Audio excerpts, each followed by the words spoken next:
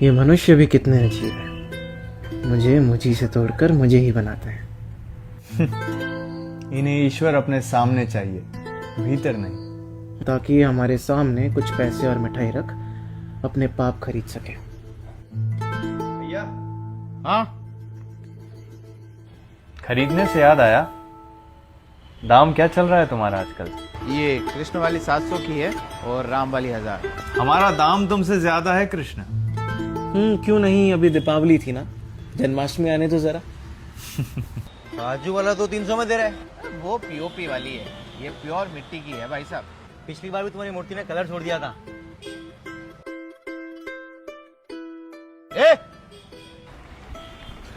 हट, 1200 की मूर्ति है यार।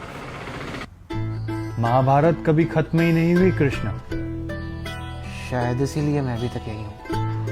अबे एक बार में समझ में नहीं आ रही तेरे। हाँ मान, मैं अपने भगवान से बात कर रहा हूँ, तुमको क्या दिक्कत है? मूर्ति खरीदने के तो पैसे है नहीं, तो भगवान से बात करेंगे। ये सब रोक क्यों नहीं देते? हाथ नहीं बने ना मेरे पिता। भगवान तो तुम भी हो, तुम कुछ क्यों नहीं करते? आंखें नहीं है ना मेरी। झूठ लिखा वाल्मीकि ने, सच तो यह है कि रावण कभी मरा ही नहीं। शायद इसलिए तुम भी अभी तक यही हो।